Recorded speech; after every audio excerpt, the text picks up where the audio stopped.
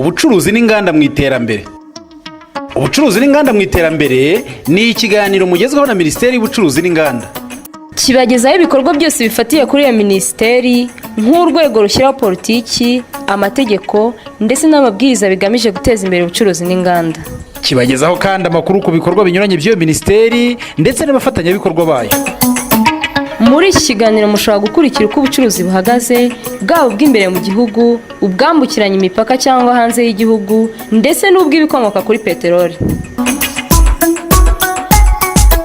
Ikiganiro ubucuruzi n'inganda mu iterambere kivuga ku bucuruzi buciriritse bw'abanyamyuga n'abanyabukorikori, gitinyura abantu guhanga umurimo, ubucuruzi bw'inganda nto n'iziciriritse, ubw'inganda nini zihakaza abantu benshi, gushakira amasoko umusaruro ndetse n'amategeko agamije guteza imbere ubucuruzi no kurengera abaguzi. Twongera tubasuhuze inshuti zacu bakunze b'ikiganiro ubucuruzi n'inganda mu iterambere. Ikiganiro mutegurirwa na Minisiteri y'Ubucuruzi n'Inganda, mukagikurikira kuri televiziyo kuri iyi saha. Ni mu kiganiro ubucuruzi n'inganda mu iterambere hamwe na Vincent Mpakaniye ukibagezaho. Ubucuruzi n'inganda mu iterambere. Ubucuruzi n'inganda mu iterambere ni ikiganiro mugezweho na Minisiteri y'Ubucuruzi n'Inganda. Tinyuka nawe uhange umurimo w'ubucuruzi uguhesha agaciro kandi ukaguha inyungu. Hera ku ngero z'abandi, ayo ufite yose watangira. Murararitswe rero, iki kiganiro ntikibacike. Mu kiganiro cy'uyu munsi turavuga kuri barcode, uburyo bukoreshwa mu bucuruzi bwa kinyamwuga, usanga bukoreshwa mu bucuruzi bwose mpuzamahanga kandi u Rwanda narwo rukaba rwarabukatarije. Barcode se ubundi ni iki? So mu bantu bafite icupa ry'Inyange hari akantu kanditseho ka black ku ruhande.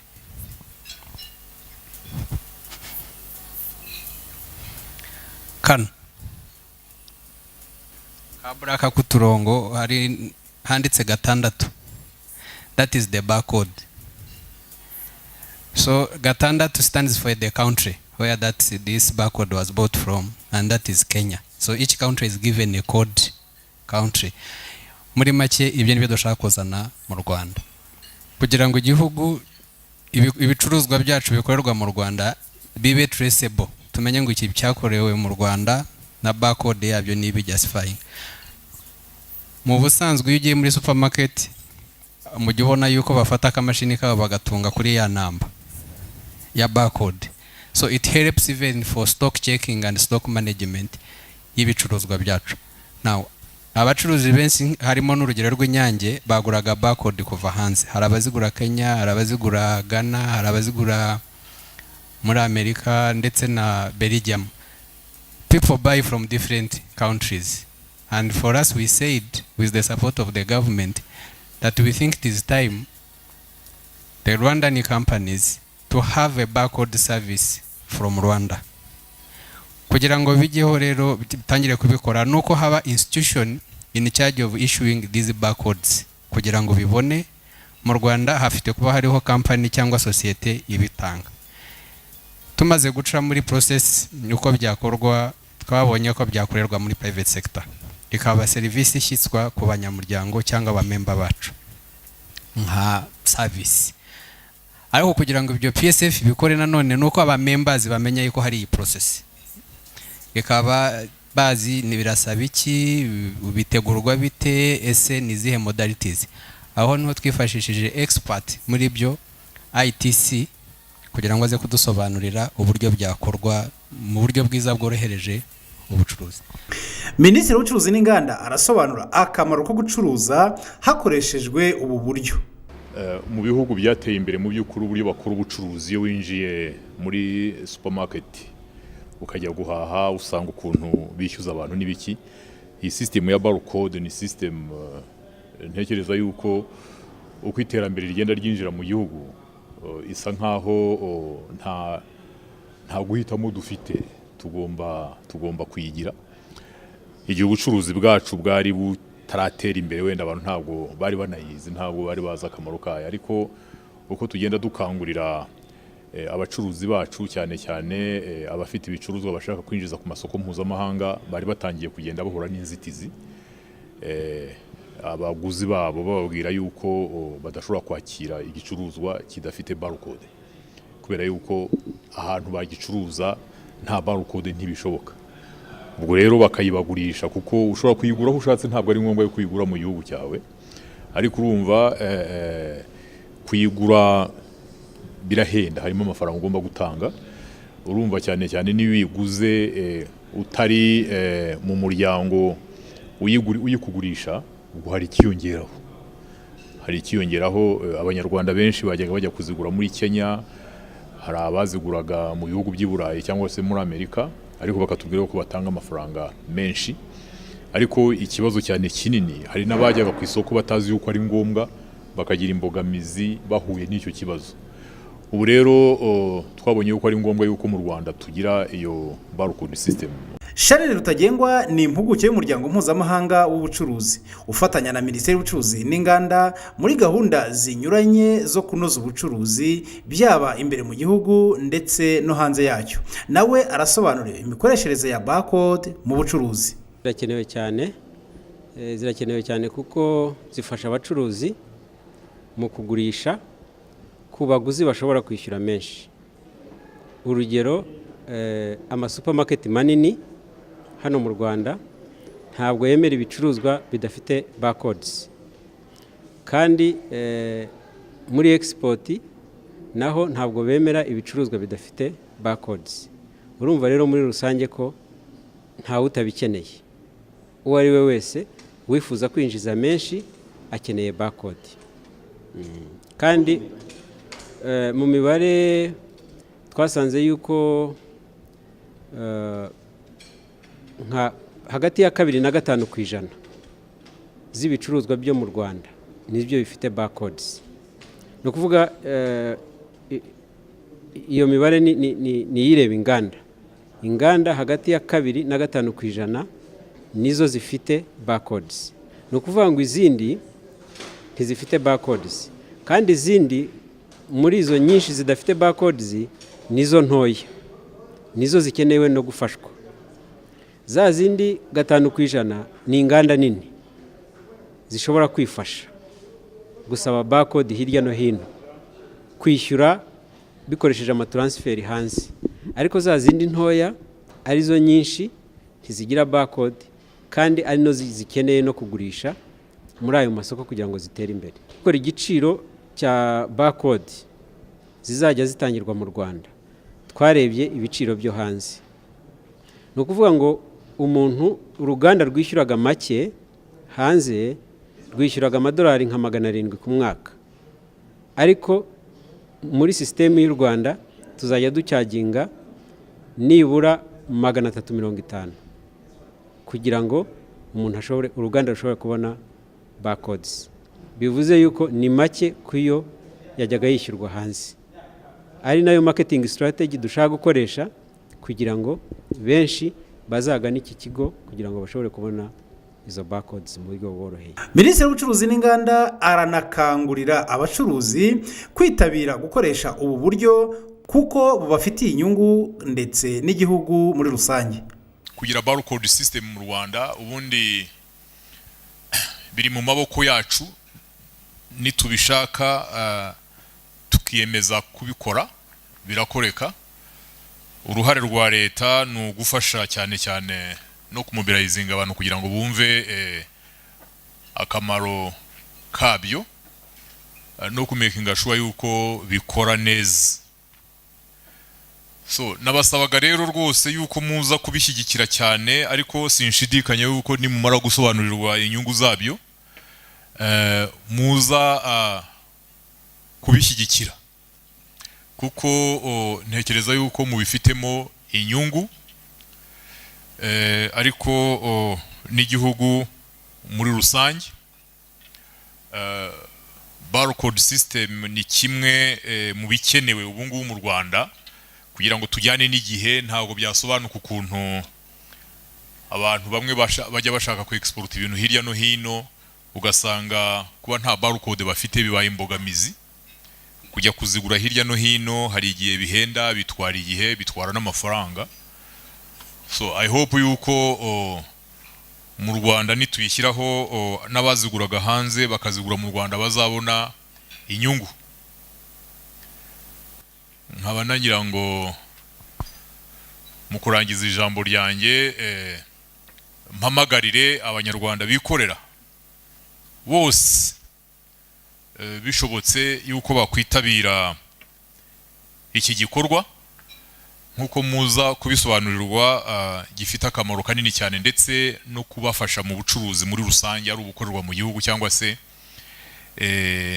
abafite imishinga yo kujya ku masoko mpuzamahanga ho birakenewe cyane ngira ngo abenshi mutembera mukabegera mu bihugu usanga ubucuruzi bukorerwa muri za supermarkets nini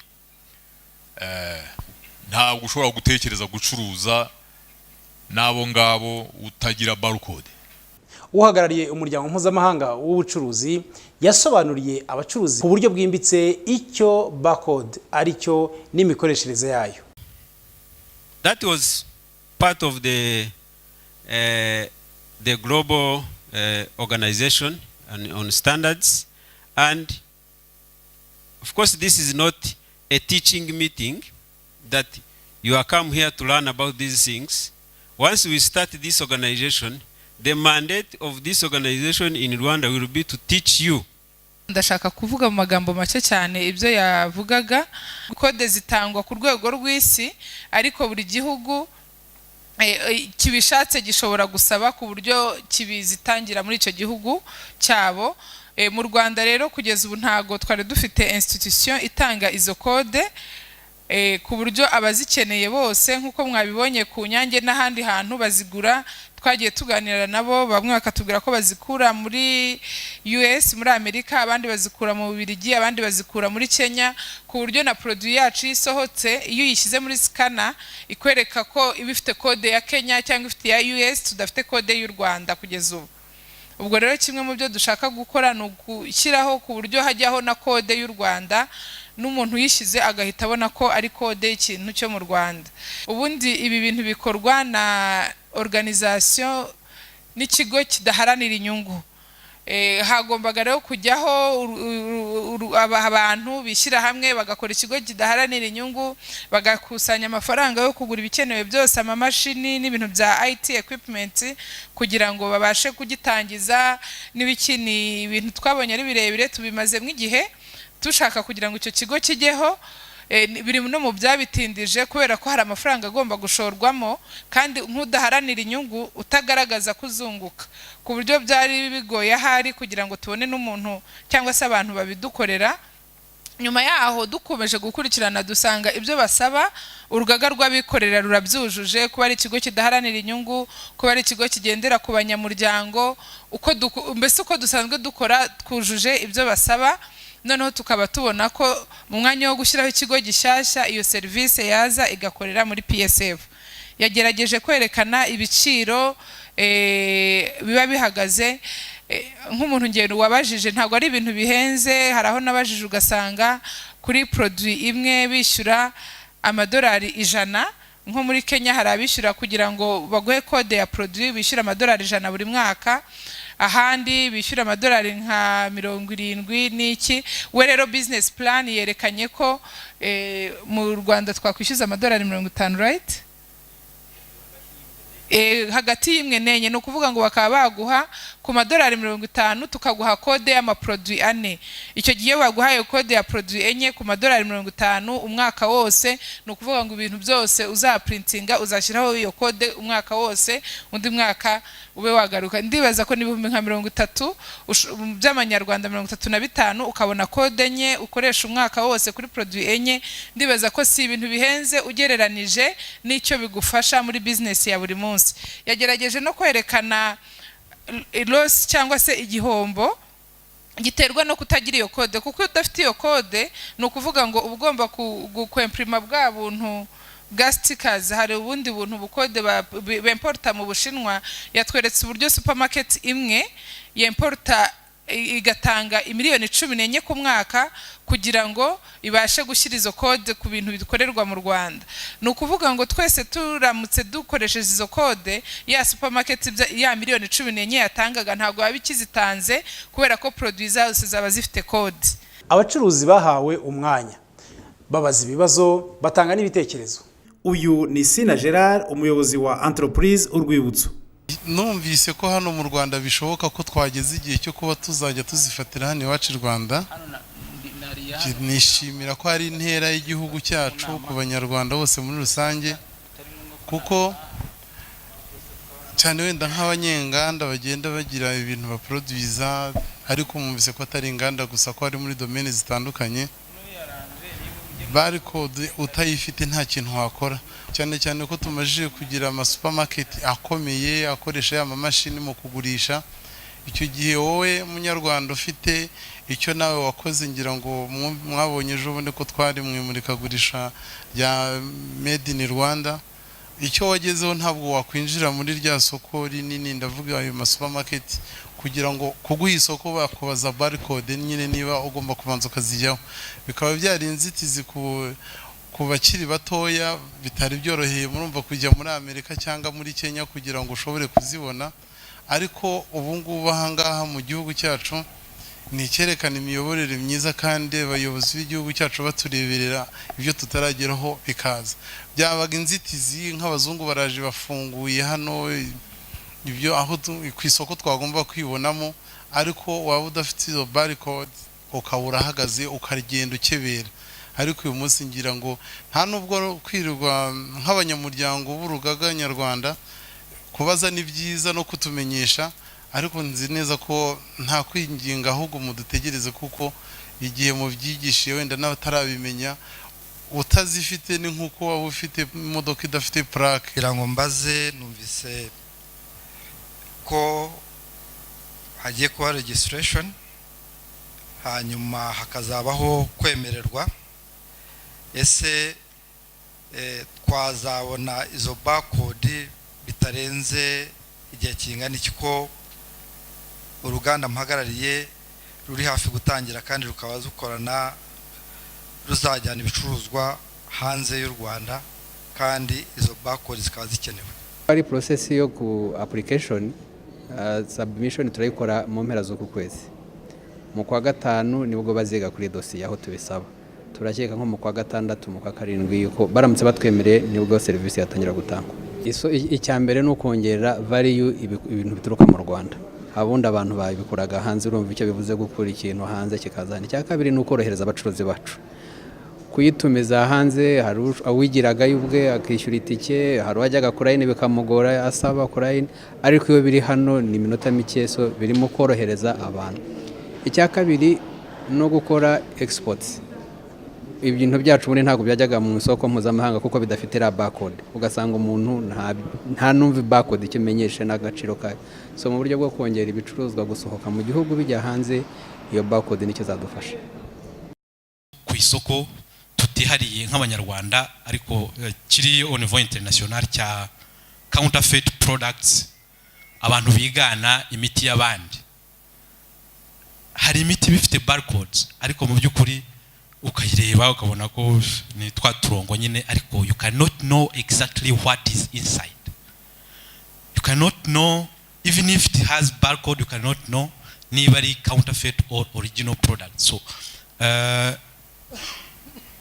iki kiganiro cyangwa inama, iyi project nkibyumva numvise ko ari ikintu kizadufasha to know exactly the originality of products circulating on our market. At least kuzifite izo barcodes. So dufata urugero nk'abantu baba bavuga bati ese ibintu tugiye kuzajya dukoresha, niba ngiye kwaka barcode nzayishyirane kuri produit zanjye. So nk'abantu bazajya bakenera yenda nk'imifuka, n'urugero imifuka ijyamo akawunga, umuceri, turi ready nimba bazaba bara applying for that barcode, turi ready kuzajya tubibashyirira kuri packaging material zabo. Ubwo nagira ngo mari impungenge ababa bavuga bati ibi bintu ndumva atari ibyanjye, sinzabishyira nte kuri produit yanjye. Hari nk'abandi bantu nanone baba bafite izindi product zitandukanye zipakingwamo inyama, ibintu bitandukanye. So we are ready to do it. Twaganire kandi n'abacuruzi batandukanye, nabo batubwira icyo ubwo buryo bugiye kongera nk'agaciro ku byo bari basanzwe bakora mu bucuruzi bwabo. Kevin Kagirimpundu ni rwiyemezamirimo, afite uruganda ruciriritse rukora inkweto, acururiza mu Rwanda ndetse no hanze yarwo. iyi gahunda yo kuzana barcode mu Rwanda dufitiye akamaro cyane kubera ko izadufasha ko cyambere kumenyekanisha ibikorwa byacu. Iyo utwaye produit yawe cyangwa se igikorwa cyawe hanze kiriho barcode yo muri Kenya cyangwa ahandi hantu, ntago bigaragara neza, bigaragara nkaho igikorwa cyawe cyakorewe ahandi hantu kandi koko cyarakorewe mu Rwanda. Muri iyi minsi ko nta handi hantu munazikora, munagerageza gushaka ubundi buryo nka label kawashyiraho ko bikorewe mu Rwanda, ariko ntago biri universal cyangwa se ntago bijya muri standard z'ini produits zikorerwa ku isi hose. Rero competition ikomeye. Ndayisenga Juvenal nawe akora imitobe n'amadivayi atandukanye yifashishije cyane cyane ubuki. Nawe aragira ati barcode ije ikenewe. Barcode twari tuyikeneye kubera ko yari inzitizi ahantu twashobora kubona amasoko yiyubashye akenera iyo systeme ya barcode, ariko kubera ko tari tuyifite bakaba batashobora kwakira produit zacu kandi nyamara bari bazishimiye. Naba nk'urugero mu matrade fair twagiye dukora ari muri Kenya, ari Uganda, ari Tanzania, Congo Brazza, Gabon, aho hose bari bakeneye produit zacu, ariko kubera kutagira barcode ugasanga nyine ari ikibazo. Ubu rero akaba ari umwanya mwiza tubonye igihe GS1 izaba yemewe gukorera mu Rwanda, iyo system cyangwa se izo service tukazihabwa. Turizera ko uretse ayo masoko yo mahanga, turizera ko no masoko hano mu gihugu yiyubashye nka za Nakumatt, za Simba n'ahandi no bazabasha kuba bakwakira ibintu byacu nta kibazo. Inyungu turaziteguye kubera ko produit dukora ni produit ziyubashye kandi zari zikeneye no kujya no ku masoko yiyubashye, kubera ko akenshi anahahirwamo n'abantu bafite ubushobozi.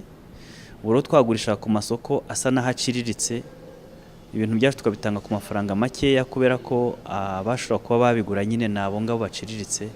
Ariko turizera ko ubu ngubu icyo twakwita nka chiffre d'affaires kizashobora kuba cyakwiyongera na company ikaba ishobora kuba yarushaho gutanga service na produit byiza kurushaho.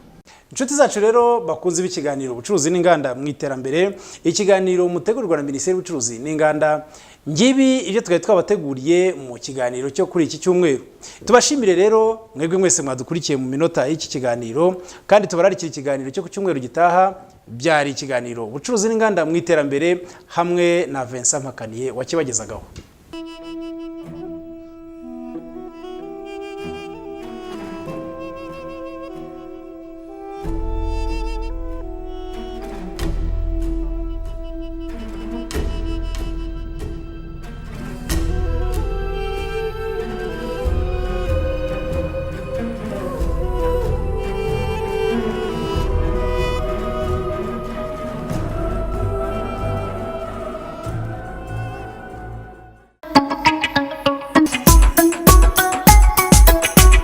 Ubucuruzi n'inganda mu iterambere. Ubucuruzi n'inganda mu iterambere ni ikiganiro mugezweho na Minisiteri y'Ubucuruzi n'Inganda. Kibagezaho ibikorwa byose bifatiye kuri iyo minisiteri nk'urwego rushyiraho politiki, amategeko ndetse n'amabwiriza bigamije guteza imbere ubucuruzi n'inganda. Kibagezaho kandi amakuru ku bikorwa binyuranye by'iyo minisiteri ndetse n'abafatanyabikorwa bayo. Muri iki kiganiro mushobora gukurikira uko ubucuruzi buhagaze, bwaba ubw'imbere mu gihugu, ubwambukiranya imipaka cyangwa hanze y'igihugu, ndetse n'ubw'ibikomoka kuri peteroli. Ikiganiro ubucuruzi n'inganda mu iterambere kivuga ku bucuruzi buciriritse bw'abanyamyuga n'abanyabukorikori, gitinyura abantu guhanga umurimo, ubucuruzi bw'inganda nto n'iziciriritse, ubw'inganda nini zihakaza abantu benshi, gushakira amasoko umusaruro, ndetse n'amategeko agamije guteza imbere ubucuruzi no kurengera abaguzi.